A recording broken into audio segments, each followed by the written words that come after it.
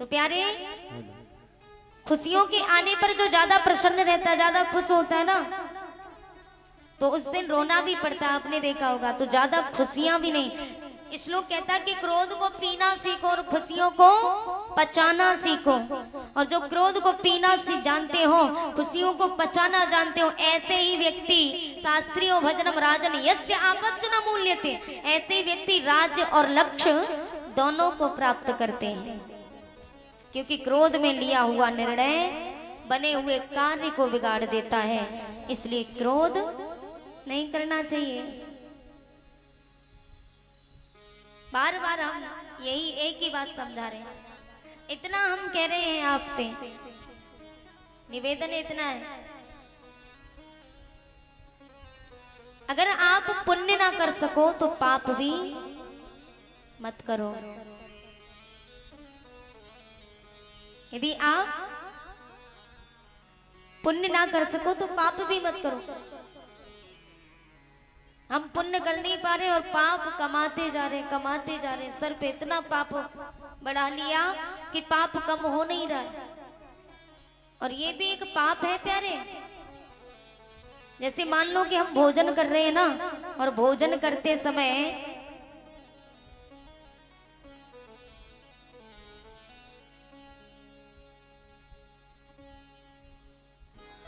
श्री राधे बोली बाके बिहारी लाल की, राधा रमण सरकार की। अच्छा, मैंने कहा कि अगर आप पुण्य ना कर पाओ तो पाप भी मत करो, तो ये भी एक पाप है, बुरा मत मानना। मैंने बहुत भाइयों को देखा है, भोजन कर रहे हैं ना, भोजन करते समय मोबाइल नहीं चलाना चाहिए, फोन नहीं चलाना चाहिए, सत्य बात है। ये भी एक पाप है, क्योंकि भोजन भजन एकांत में होना चाहिए कि नहीं। तो हम भोजन कर रहे हैं और भोजन करते समय मोबाइल चला रहे हैं, ये हमारे शरीर के लिए भी बहुत हानिकारक है, और ये हमने पाप कमा लिया, ये भी एक पाप है। भोजन कर रहे हैं लेकिन ध्यान कहाँ है, मोबाइल की तरफ, तो ये भी एक पाप है। इसलिए जो काम कर रहे हैं ना, मान लो 5 मिनट का भोजन है तो 5 मिनट भोजन पे ही फोकस करना चाहिए, भोजन पे ही ध्यान देना चाहिए। अब हमने मान लो हम स्नान करने बैठ रहे ना, तो स्नान करते समय 5 मिनट हमें मिले तो 5 मिनट स्नान में ही लगा देने चाहिए, और किसी में नहीं। अच्छा, हम जाते हैं ना शौच क्रिया करने के लिए भी जाते हैं, तो वहां भी हम मोबाइल चलाते हैं, तो ये भी एक पाप है। वहां हम जा रहे हैं तो वहां भी मोबाइल नहीं चलाना चाहिए। और तीसरा, हम मंदिरों में जाएं तो मंदिर में जाते समय मोबाइल को स्विच ऑफ करके ही जाना चाहिए। गाड़ी में छोड़ जाओ या घर पे छोड़ के जाओ, लेकिन मोबाइल मंदिर में नहीं लेना चाहिए। अब तो कह रहे लेके ही मत जाओ। कहते ना कि सच हमेशा कड़वा था, सच बहुत लोगों को बुरा भी लगता है, जो काम ये करते ना उन लोगों को बुरा लगता है, मैं मानती हूँ, लेकिन ये सत्य है। जीवन में कभी अहंकार नहीं करना चाहिए। सामने वाला अगर कुछ कहे और हम अपने गुमान के मारे, हम अपने घमंड के मारे हम किसी बात का ध्यान ही नहीं दे रहे, तो ये भी, इससे हमें कुछ हासिल होने वाला नहीं, कुछ हम पा नहीं पाएंगे। फिर झुकने में सब कुछ है। मैंने पहले दिन भी बताया कि झुकता वही है जिसमें जान होती है, वरना अकड़ना तो मुर्दे की पहचान होती है। तो झुकने में सब कुछ है। आप झुकोगे तो आप वो दौलत दुनिया की हासिल कर लोगे जो जीवन में कभी किसी को हासिल नहीं हुई। अगर आप झुकोगे नहीं, आप अपने घमंड में चूर हो, तो जीवन में कुछ पा नहीं सकते हो। इसलिए कुछ ऐसा काम करो प्रेम के साथ। हमारे घर में अगर कोई भी आए या ना आए, माता पिता भी घर में हैं, तो आजकल की औलाद ऐसी है, आजकल की संतान ऐसी है कि माता पिता अगर कुछ अच्छी बातें कहे ना, तो आज की संतान माता पिता को इतना उल्टा सीधा कहती है, एकदम क्रोध के साथ। माँ बाप बेचारे क्या करें, शांत हो जाते हैं बच्चों के सामने। कुछ ज्यादा बोल नहीं पाते। बेटियां भी ऐसी बहुत हैं, बेटे भी ऐसे बहुत हैं कि माँ बाप अच्छी बात, माँ की डांट में भी अच्छाई छुपी होती है प्यारे। माँ चिल्लाए, गालियां दे तो उसमें भी अच्छाई छुपी है। माँ की गालियों में भी आशीर्वाद छुपा होता है। और हम लोग क्या करते हैं, माँ कुछ हमसे अच्छा कहे, माँ कुछ समझाने की चेष्टा करे, माँ समझाने की कोशिश करे तो हम माँ पर उल्टा ही चिल्लाने लगते, डांटने लगते। कैसे कल्याण होगा प्यारे। इसलिए क्रोध को बिल्कुल त्याग दो प्रेम के साथ। और कहते भी हैं,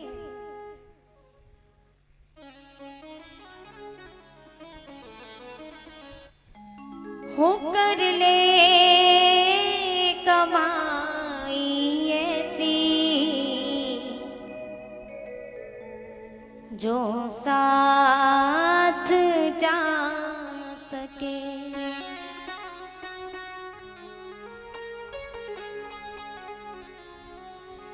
मुश्किल पड़े जो राह में,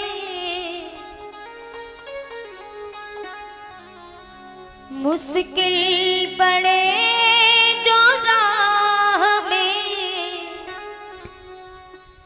तो काम आ सके।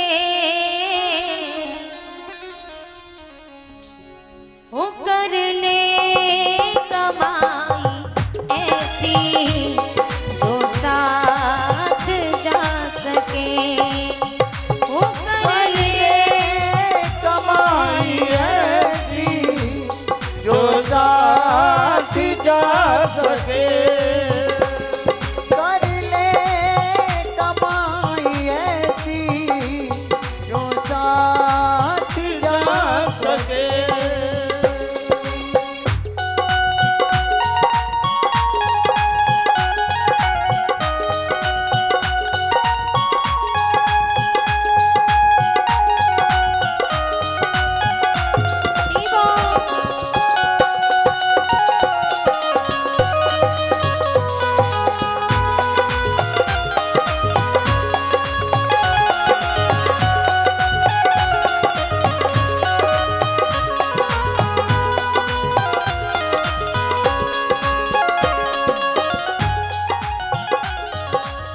जीवन में साथ जाएंगे तो अच्छे करेंगे, काम ऐसा करो जो हमारे साथ जाए। ऐसा काम ना करो, ये रुपया पैसा धन दौलत साथ जाने वाला नहीं है, साथ जाएगा तो हरि का नाम। इसलिए कुछ काम ऐसा करो, हो कर ले कमाई ऐसी जो साथ जा सके।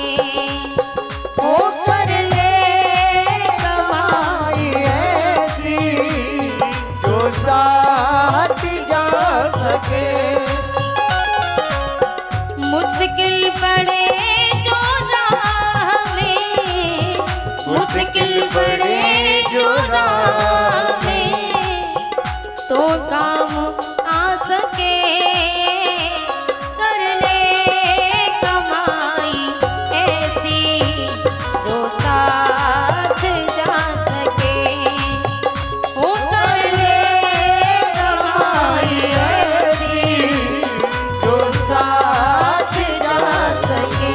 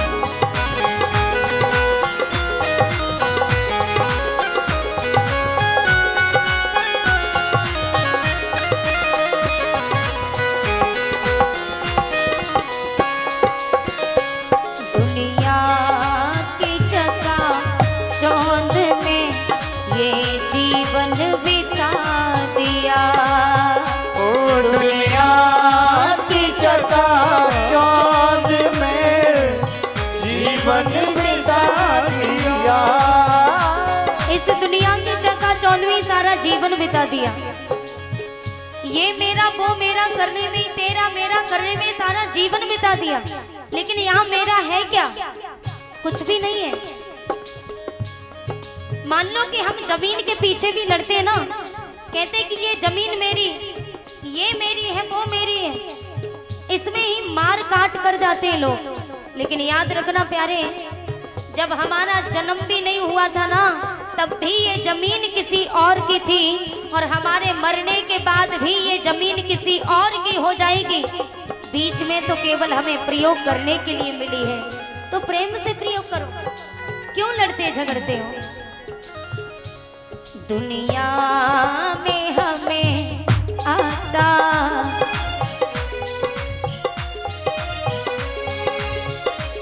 दुनिया की चका चौंध में ये जीवन बिता दिया।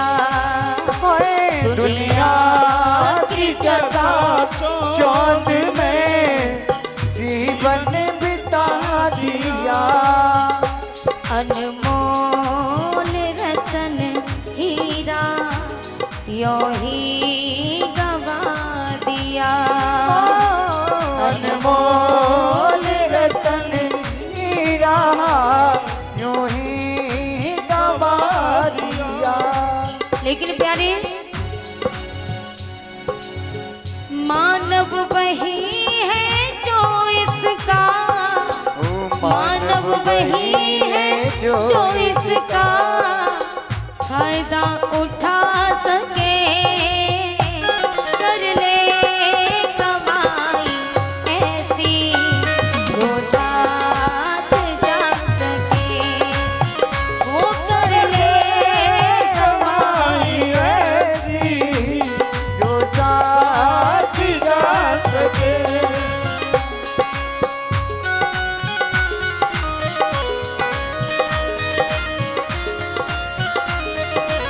बोले बाके बिहारी लाल की।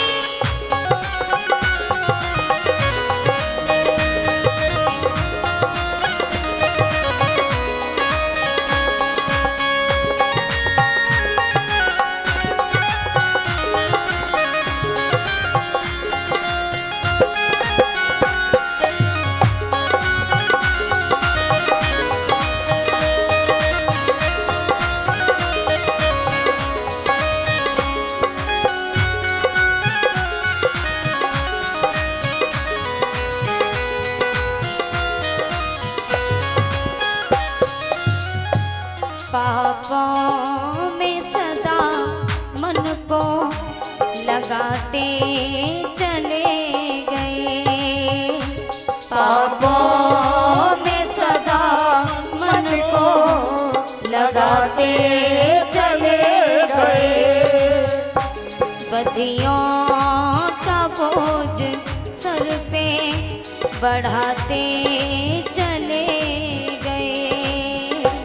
बदियों का बोझ सर पे बढ़ाते चले गए। हो लेकिन कभी ना धर्म को, लेकिन कभी ना धर्म को अपना बना सके। कर ले कमाई ऐसी जो साथ जा सके, वो कर ले कमाई ऐसी जो साथ जा सके। वो कर ले कमाई ऐसी जो साथ जा सके। वो कर ले कमाई ऐसी जो साथ जा सके।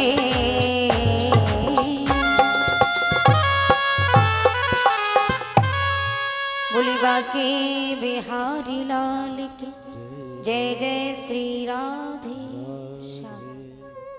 श्री सूत जी कहते हैं, हे सौनकादिक ऋषियों, कलयुग तो यही देखते हैं, जहां लड़ाई झगड़ा भी हो ना, वहां भी कलयुग वास करता है भैया।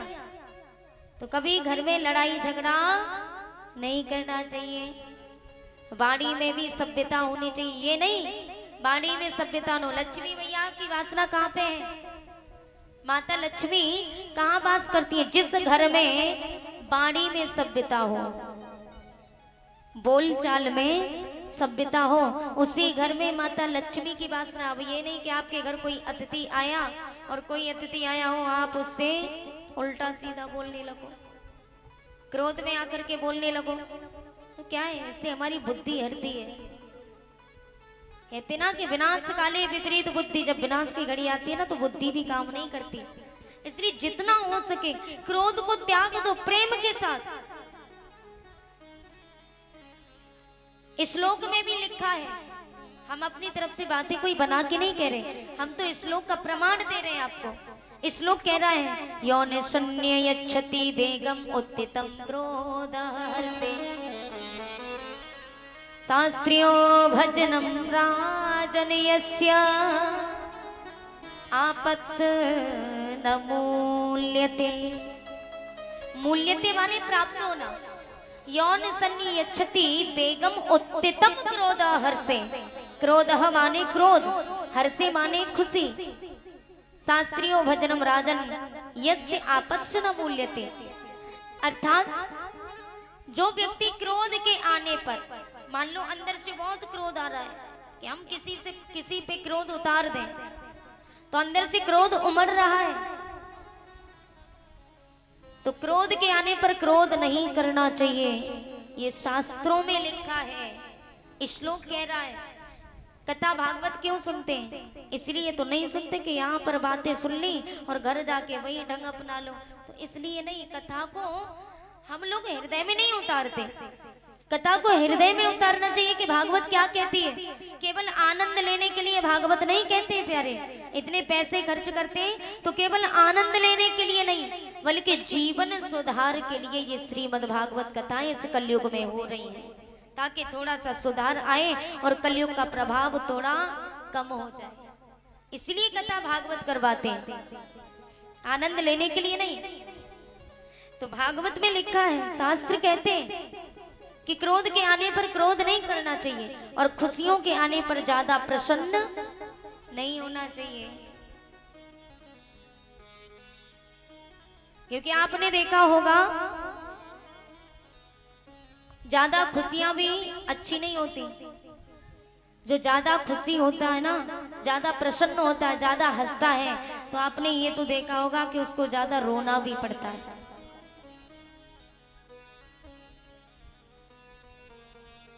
रोना पड़ता है कि नहीं? माताओं कथा पे ध्यान दो। हमने ये बात खासकर चारों तरफ देखी है। कथा हम कहीं भी करने जाए, अगर कोई आ रहा है कथा सुनने, पैसे चढ़ाने, तो सबकी नजर उन्हीं पे होगी, उन्हीं पे फोकस होगा कि कौन आ रहा है। तो बड़ी गौर से, जब तक प्रसाद, जब तक पैसे चढ़ा करके भगवान पे बैठ नहीं जाएंगी, तब तक सबका फोकस उन्हीं पे होगा, कथा पे नहीं। अब हमने अभी अभी समझाया था, लेकिन आपने क्या किया? इधर से सुना, इधर से निकाल दिया। क्या फायदा कथा का कहना? व्यास का कथा कहना अच्छा तभी जाता है जब आप सब लोग चार बातें जीवन में धारण करके जाओ, तो हमारा कथा का सुनना, कथा का कहना ठीक है, और आप सुन के न जाओ तो कथा कहना हमारा बेकार है।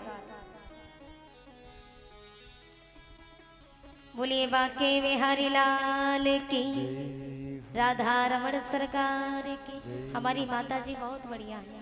कोई बातें करता ना, माता जी रोक देती हैं। बोलिए गोविंद भगवान की। महाराज परीक्षित ने कलयुग को वरदान दिया, तो कलयुग महाराज परीक्षित के शीश पर बैठ गया, और महाराज परीक्षित के शीश पर बैठा तो महाराज परीक्षित शिकार खेलने के लिए वन में पहुंचे, और वन में जाकर के शिकार खेलते ना तो उन्हें प्यास लगने लगी, गला सूखने लगा। महाराज परीक्षित लोमस ऋषि की कुटिया पर पहुंचे और वहां जाकर के जल मांगा, बाबा मुझे बहुत देर से प्यास लगी है, पानी पिला दो। लेकिन लोमस ऋषि भगवान की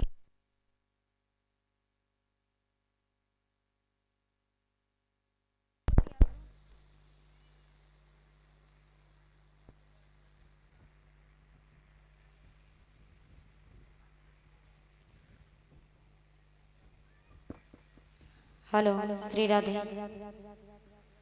बोलो बाके बिहारी लाल की, राधा रमण सरकार की। श्री राधे। श्री सूत जी कहते हैं, हे सौनकादिक ऋषियों, महाराज परीक्षित ने जाकर के लोमस ऋषि से जल मांगा। प्यास से गला सूखने लगा, व्याकुल होने लगे। जाकर के दोनों हाथ जोड़ करके कहा, बाबा मुझे बहुत तेज से प्यास लगी है, मुझे पानी पिला दो। तो लोमस ऋषि धूनी लगा करके बैठे हुए थे, उन्होंने जल नहीं दिया तो क्रोध में आ गए, और क्रोध में आकर के उन्होंने जमीन में एक बाण मारा। वहां जमीन से मरा हुआ सर्प निकला। सर्प को उठा करके महाराज परीक्षित ने लोमस ऋषि के गले में डाल दिया, और जब गले में डाला ना तो वहां सावा के पुत्रों ने देख लिया। महाराज परीक्षित वापस महलों में लौट करके आए। सावा के पुत्रों ने जाकर के लोमस के पुत्र श्रृंगी को जाके बताया, महाराज आप यहाँ बैठे हुए हो, लेकिन वो परीक्षित आपके पिता के गले में मरा हुआ सर्प डाल के चला गया। क्रोध में आकर के श्रृंगी ऋषि ने परीक्षित को श्राप दे दिया, राजन परीक्षित तुमने हमारे बुजुर्ग पिता के गले में मरा हुआ सर्प डाला, इसलिए जाओ हम तुम्हें श्राप देते, वही तक्षक सर्प 7वें दिन जीवित होकर के तुम्हें डस लेगा।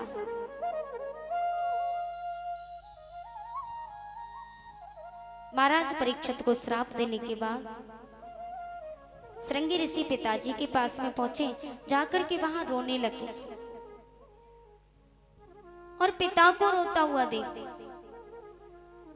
पिता ने जैसे रोता हुआ देखा तो आंखें खोली, नेत्र खोले, कहा पुत्र तुम रो रहे हो। लेकिन उन्होंने अपनी योग शक्ति से सब कुछ जान लिया। कहा पुत्र तुमने परीक्षित को श्राप देकर के अच्छा नहीं किया, बहुत नेक राजा थे, उनके कारण आज हम और आप यहाँ बैठे हुए हैं, लेकिन तुमने परीक्षित को श्राप दे दिया। अब तो कुछ नहीं हो सकता, लेकिन एक काम तो हो सकता है ना, तुम जाओ जाकर के परीक्षित को जाके बताओ कि तुम श्रापित हो, ताकि 7 दिन में वो कुछ ऐसा कार्य कर सके जो उनका उद्धार हो जाए। साबा के पुत्र दौड़े दौड़े परीक्षित को जाके बताते हैं। महाराज परीक्षित ने राज्यपाट पुत्र को सौंप दिया, और पुत्र को राज्यपाट सौंपने के बाद महाराज परीक्षित जाकर के गंगा जी के किनारे पहुंचे, और गंगा के किनारे जाकर के तपस्या करने के लिए बैठते हैं। तो संत ऋषि मुनि महात्मा 88,000 ऋषि जाकर के पहुंचे। बोले राजन आप तो एक राजा मालूम पड़ते हो, और आप यहाँ तपस्या करने के लिए आए। द्रष्टव्य जन्म सतम पापम पीत्वा जन्म सतदम इष्णात्वा जन्म सहस्रेण हंती गंगा कलो युगे।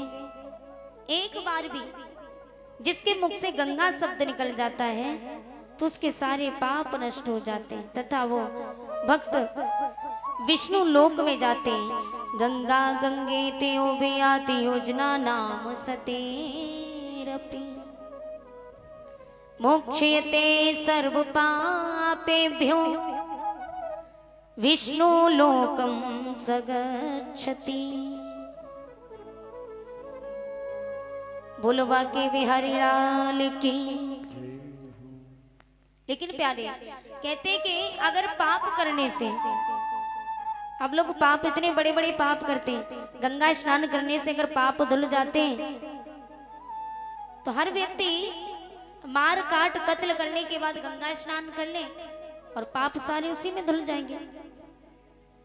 तो जीवन में किसी को पाप भोगना ही नहीं पड़ेगा, हर जन्म में फिर तो वो मनुष्य ही बनेगा। लेकिन ऐसा नहीं है, जो व्यक्ति पाप करते हैं ना उस पाप का दंड तो भोगना ही पड़ेगा। बड़े से बड़े पापी जाकर के गंगा जल में स्नान करते। देखिए भक्त ने गंगा मैया से पूछा कि देवी जी पापी लोग जब आपके जल में स्नान करते हैं तो आप मलन की हो जाती हो, आप वो अपना पाप आपके ऊपर छोड़ के जाते हैं, तो आप उन पापों का क्या करते हो? तो गंगा मैया कहती वो पाप हमने थोड़े ही किया जो हम भोगेंगे, मैं तो नदियों को सौंप देती हूँ। नदियों से जाकर के पूछा, बोले तुम इस पापों का क्या करती हो? नदियों ने कहा मैंने थोड़े ही पाप किया है जो मैं अपने ऊपर रखूंगी, मैं ये पाप समुद्र को सौंप देती हूँ। तो समुद्र से जाके पूछा भैया तुम इस पाप का क्या करते हो? समुद्र ने कहा ये पाप मैंने थोड़े ही किया है, इसलिए मैं क्यों भोगूंगा? ये पाप जिसने किया है वही तो भोगेगा।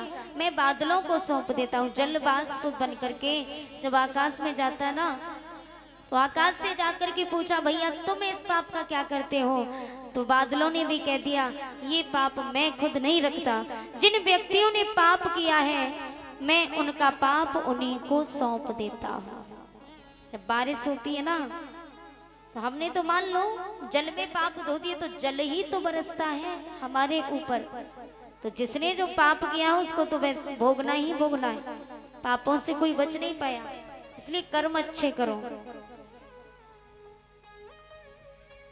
और अच्छे कर्म दूसरों की सेवा करो, बुजुर्गों की सेवा करो, कोई असहाय व्यक्ति है तो उसकी जाकर के सहायता करो। भगवान को तो कभी नहीं देखा, लेकिन यहाँ इस संसार में जो लोग हैं ना वही तो भगवान है। हर व्यक्ति के अंदर राम है। और पाप वैसे सही माने में जब सुदामा जी भगवान श्री कृष्ण से मिलने के लिए गए तो भगवान श्री कृष्ण ने जो 3 मुट्ठी चावल लिए थे ना, तो कहते 2 मुट्ठी चावल भगवान ने खाए, 2 लोग दे दिए। लेकिन सही माने में तो भगवान श्री कृष्ण ने जो पाप होते ना, तो पाप जो 3 प्रकार के पाप होते हैं, तो भगवान श्री कृष्ण ने वो पापों को खाया था। तीसरा पाप होता ना, वो भी भगवान खाने वाले थे। तो रुक्मिणी ने हाथ पकड़ लिया, प्रभु अगर ये पाप भी आप ही अपने पास रख लोगे तो फिर मनुष्य भोगेगा क्या? मनुष्य को भी तो कुछ भोगने दीजिए। अगर ये पापों को नहीं भोगेगा तो हर व्यक्ति अत्याचार पे अत्याचार करेगा, पाप पे पाप करेगा। तो इस पाप का दंड तो भोगने दीजिए मनुष्य को, तभी तो वो सुधरेगा। इसलिए वो पाप भगवान ने छोड़ दिया, वरना इस पाप को भी मारने वाले थे। अच्छा, ये पाप आज एकादशी है, एकादशी वाले दिन चावल नहीं खाने चाहिए। और क्यों नहीं खाने चाहिए, कारण क्या है? तो कारण कुछ ज्यादा नहीं, ये जो मैं पाप की बात कर रही हूँ ना, तो ये एक दिन पाप को मारने के लिए जिस समय चले भगवान, तो ये पाप जाकर के कहाँ छुप के बैठ गया। इस पाप को किसी ने पनाह नहीं दी, किसी ने जगह नहीं दी।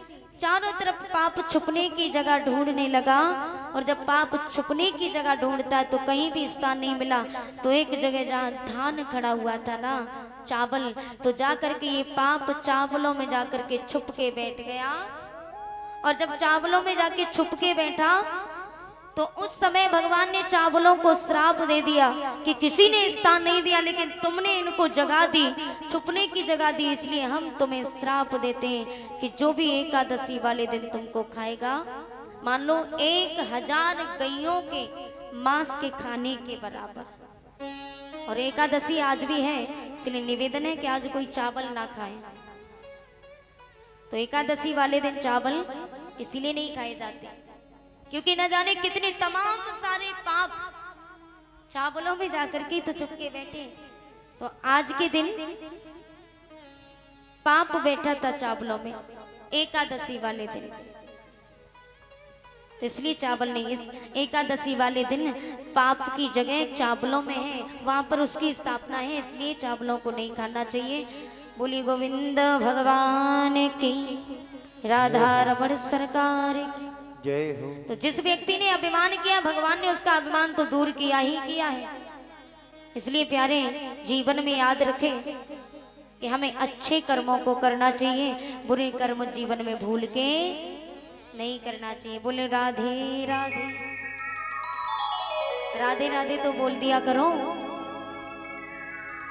बोली राधा रमण सरकार की जय जय श्री राधे श्याम। हेलो। तो हमने कहा कि जीवन में कभी अभिमान नहीं करना चाहिए, क्योंकि अभिमानियों का अभिमान भगवान दूर करना अच्छी तरह से जानते हैं मैया। एक व्यक्ति ने अभिमान किया था, और अभिमान क्या किया, उसने इतना बड़ा अभिमान किया कि ये भगवान क्या होता है।